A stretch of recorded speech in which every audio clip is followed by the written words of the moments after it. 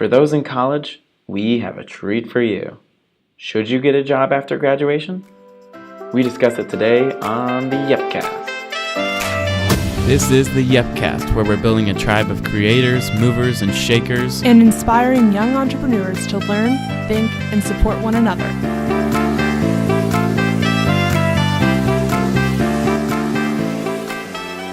Welcome back to the Yepcast. I am your host, James Nuveen. And I'm Madeline Martini. Welcome back, everyone.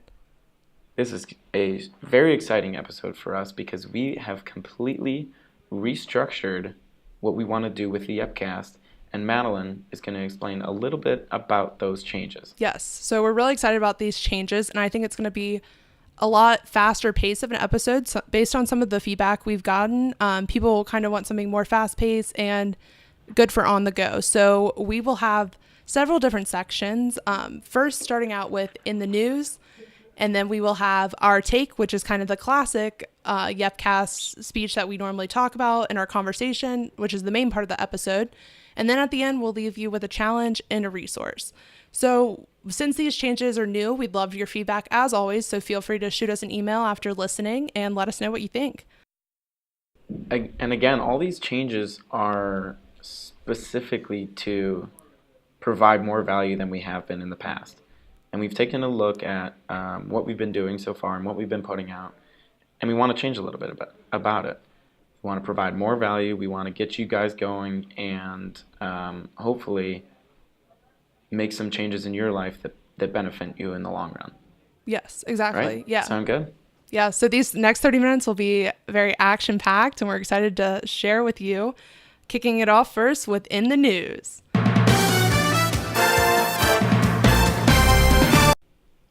Yesterday, September 4th, 2018, we now officially have $2 trillion companies trading on the stock market.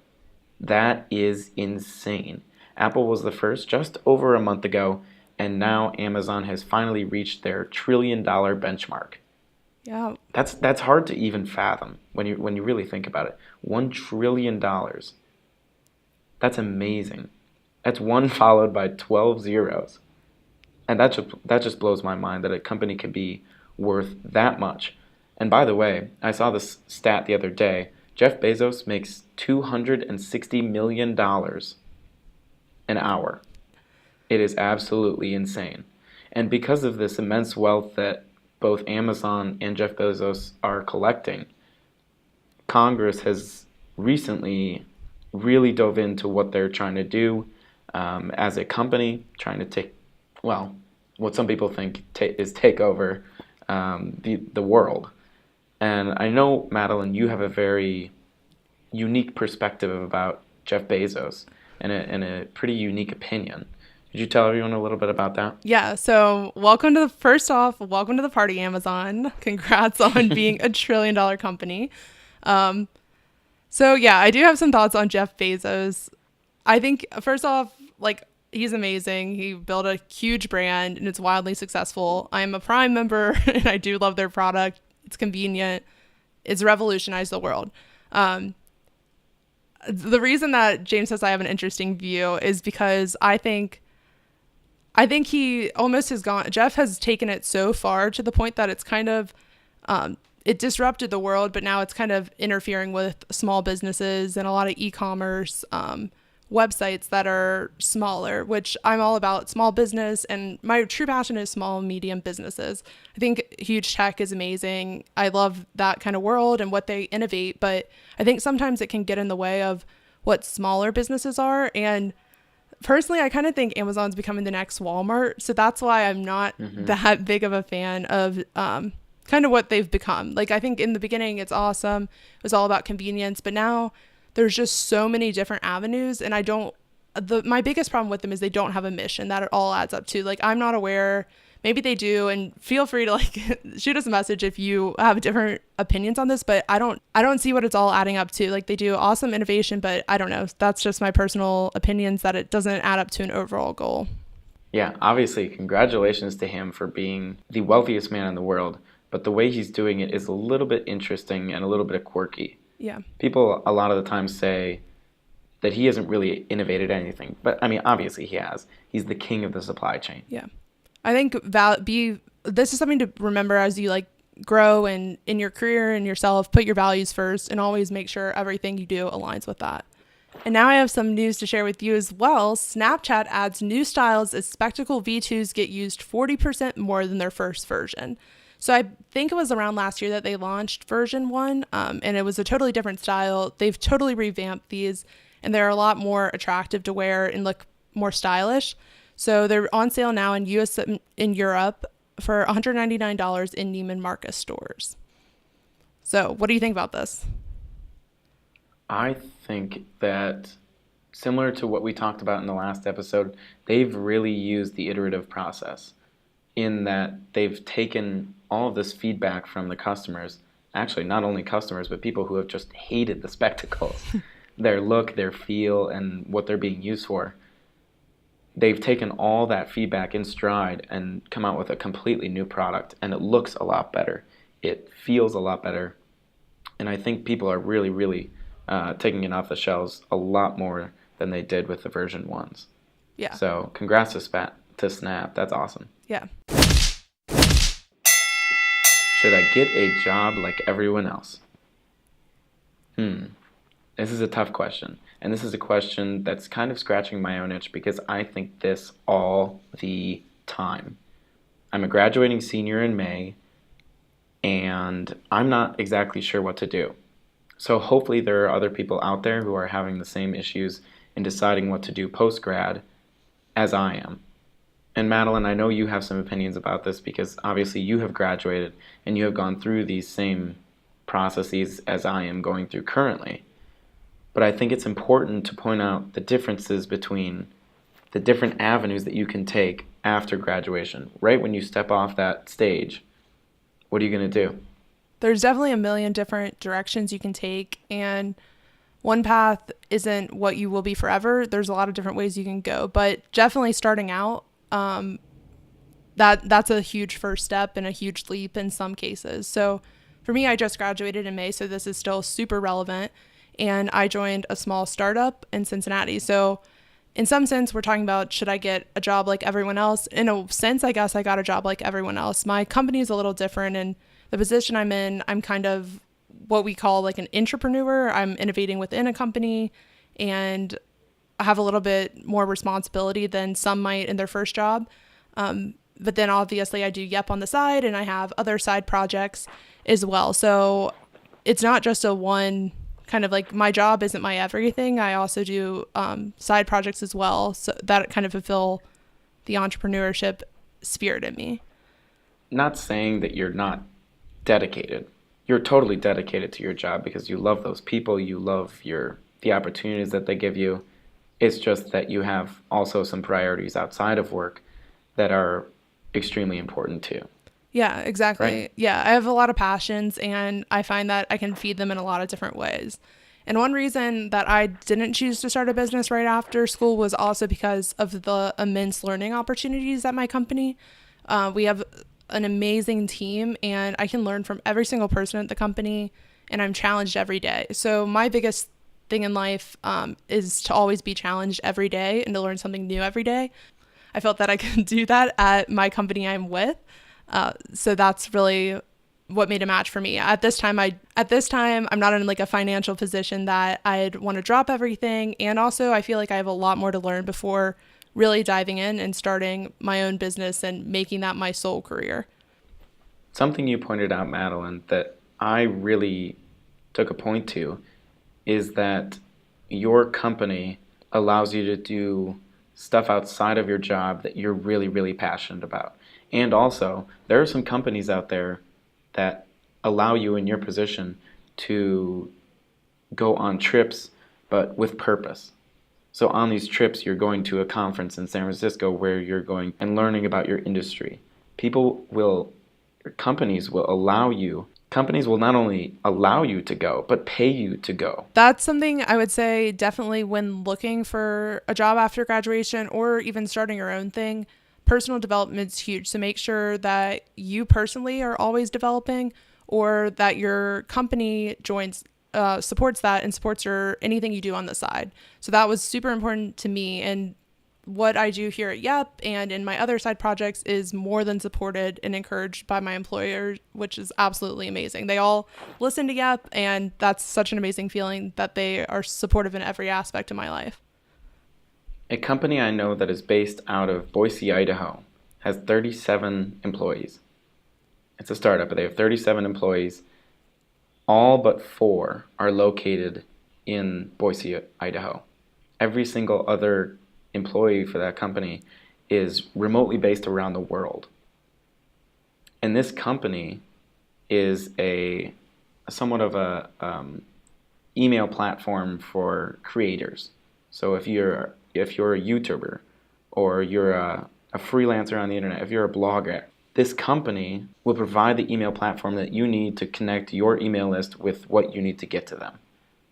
And because that's their mission, they serve creators, they want their employees to be creators themselves. And that is a really, really unique trait in a company, to allow their employees to have side hustles and creator jobs on the side that have nothing to do with the company. But in that, they're their company's customer. So back to the main topic, find yourself a job. If you want to go this route, find yourself a job that you can be happy at, that you're doing meaningful work, and that your time is not wasted. And hopefully a company that supports you in whatever you want to do, whatever your passions are.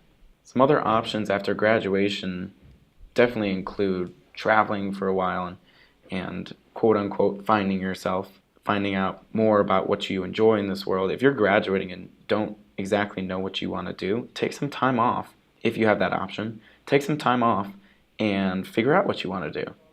Go on a trip through El Camino, which is a long trail in Spain. Go on that trail and figure out who you are, what you want to do for the rest of your life, because you're never going to get this shot again. This is something that was told to me when I was looking for jobs and navigating the job search and deciding what I want to do after graduation. Don't rush the process or set deadlines for yourself. Like if you're setting in March or in January, I want to have my offer lined up, or I want to know what business I want to pursue, or I want to know where I want to go. That's not necessary, because you're probably going to do whatever you decide for the next year of your life. So don't rush that decision.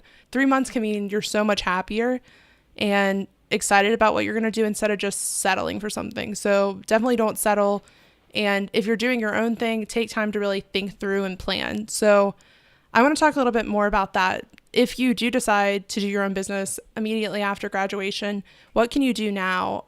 Or what do you do? So a lot of your peers are probably going to be searching for jobs and making connections, but what should you be doing now to help yourself for when you graduate?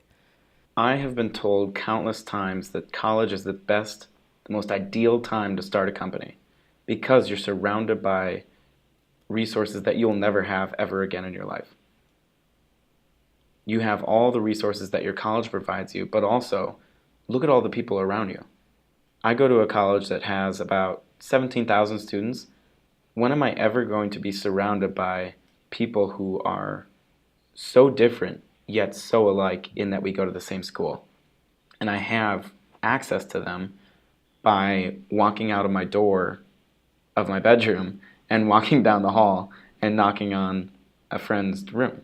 Yeah, you can. That's nuts. Yeah, it's insane. You can build like your perfect startup team right on campus. You go to computer science if you're building an app and get a developer, or go to the business school and find someone in marketing. You can build the dream team and you can learn so much. And your professors too are obviously there for you to utilize. And a lot of schools now have incubators or pitch competitions, or if they don't have that, I'm sure they'd be happy to connect you with something in your area that offers that.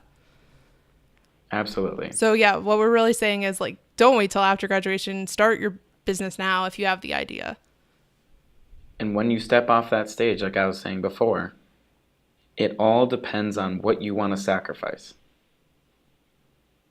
So if you want a job, you might be sacrificing a few things like freedom, autonomy, depending on the company,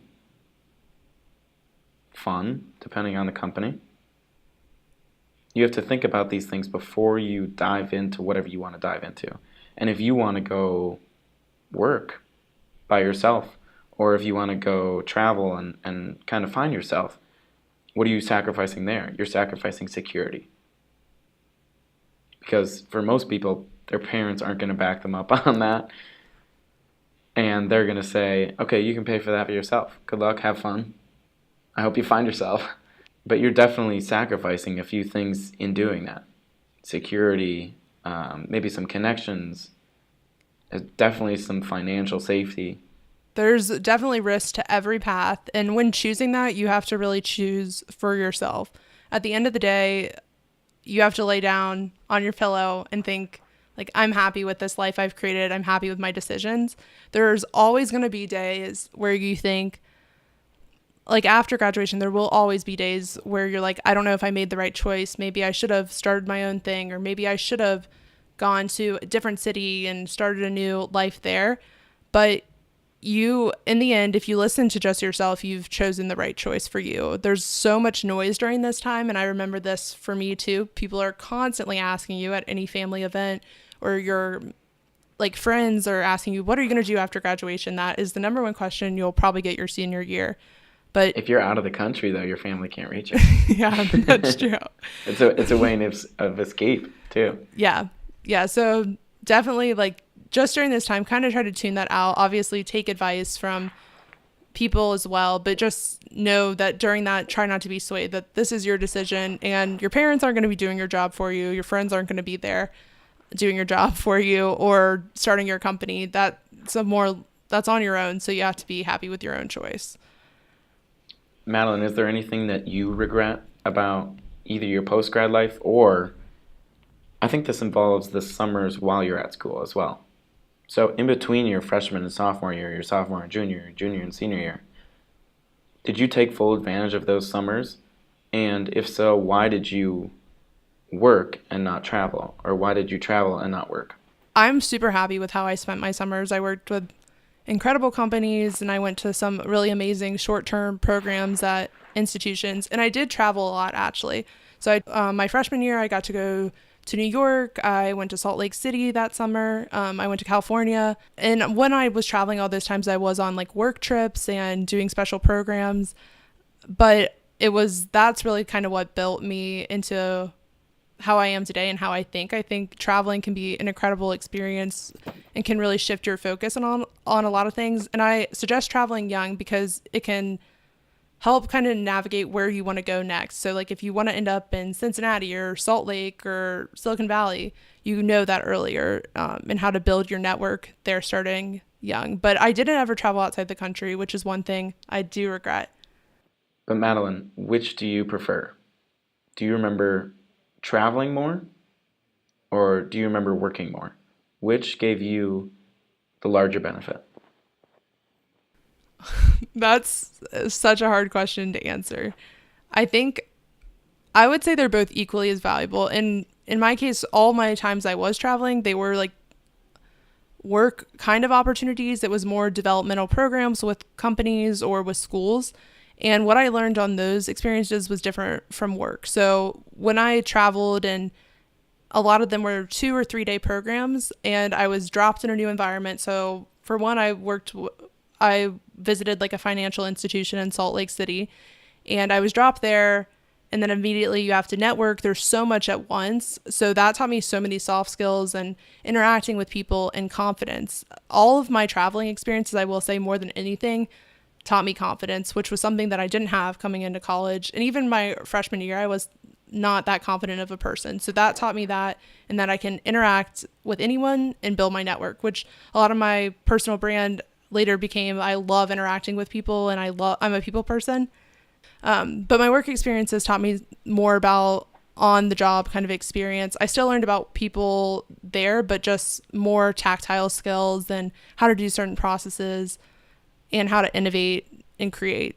So I would say I learned more soft skills from my travel experience and more hard skills from my work experiences. So if you spent those first 3 years of your college career working for companies that promoted more financial security than autonomy and freedom, it probably isn't a great idea for you to take a bunch of risks post-grad. I would always recommend that to anyone.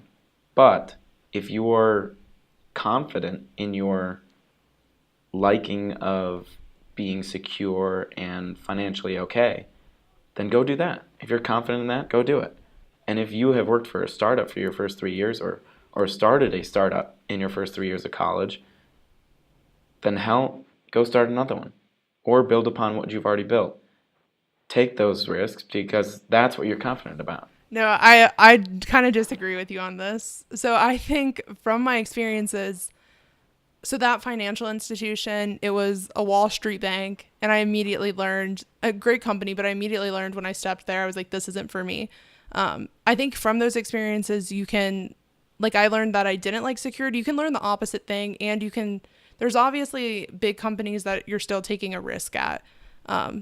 It's a little, like, you have to look at it a little bit differently. Like, and the one thing I always love, James always talks about this, is opportunity costs, which is one thing you have to consider and be mindful of during this whole process. Whatever you're not doing, you're giving up. But I think if you did a lot of startups in graduation, maybe you could do another one. You're more comfortable with that, but also maybe totally pivot and try big corp. I'm not promoting that, but wait, I have a big beef with that. Why? I think comfort and confidence are completely different.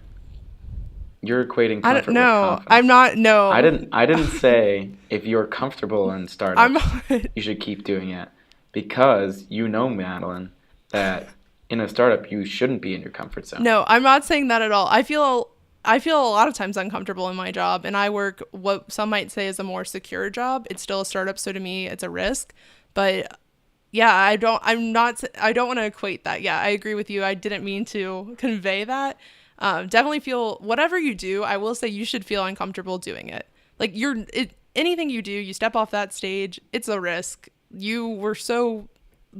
College is just such a bubble. Like, anything you do there, if you mess up, if you fail tests, it's not that big of a deal. When you get it out in the real world, if you fail a project at work, or if your company fails, it's not anything you do, you're going to risk. You have to take a risk. So that's something you have to be comfortable with, being uncomfortable, for sure. So if you want to leave college with a job route, I really encourage you to, in your interviews, ask these professionals, first of all, what you're going to be doing is crucial. You should know exactly what your day-to-day looks like. I think there are two questions you should always ask your interviewer whenever you're interviewing for a company's position post-grad. Am I going to be providing value? Am I going to be doing meaningful work? Those are similar questions. And am I going to learn in this position? Because if you're not learning, you're failing. 100%. Well, 0%, I guess. That would be failing. And not to derail, but in those interviews, if you go that route and search for a job, you really need to make sure that your values align with that company. And if you are an entrepreneur or have that kind of spirit in you, you want a company that respects you to make your own decisions. So autonomy is the biggest thing I'd suggest looking for if you are going the job search route, and also leadership positions. So working for a startup kind of affords you the opportunity to learn a lot of those kind of lessons. And for me, I chose this route because I'm learning from, in my mind, one of the greatest entrepreneurs, and a lot of my whole team is teaching me something. Every day, I cannot tell you like how much I learn. It's insane. So for me, I'm learning all the tools and building my toolkit to start my own business. So if you do join a company and you want to be an entrepreneur, it's not the end. Just be mindful while you're there that you're learning things that can help you after. And also always have a plan. I know in our last episode, we did talk a lot about planning and how that can be the end of creativity and everything. But in this case, I think having a plan and knowing a strategy, like this is what I'm doing now, but maybe in 10 years from now, or 5, 2, however long it takes for you to learn and be challenged there, you're going to move on and make sure you know how this is going to lead you to that next point. Absolutely. So, whatever direction you choose to go, it's not so absolute. Like if you choose to get a job, quit 2 weeks later if it's horrible. And if you choose to travel, come back from Europe, get on another plane, and go work for someone. Go apprentice. But you have time to figure it out, relax, and be confident. Be sure to be confident in your choice. Because you do not want to be stuck somewhere where you feel unvalued and dopey and unwanted. Because everyone needs that sense of belonging. Game on. This week, we're challenging you to sit down and think about what you actually want to do after graduation or wherever you are in life in transitioning. We have an awesome material in this week's Pivot that we want you to check out, and it will be also available on our blog. And if you are not currently subscribed to the Pivot, go to helloyep.com and you can subscribe right there. It's super easy. Yes. And you can get our template right in the Pivot on Wednesday the 13th. Yep, on the 13th. And it will be forever available on our site. So this template will have kind of a way that you can just get out, and any kind of idea you have for after graduation, you can list out your passions, and we can kind of help build where you want to go next. And this can be a little cheat sheet you can have. And when people ask you what you want to do, you can say, I'm working on it, and have this template in your back pocket. Thanks again for listening, guys. This has been episode 5 of the Yepcast. We hope you tune in next week. Peace.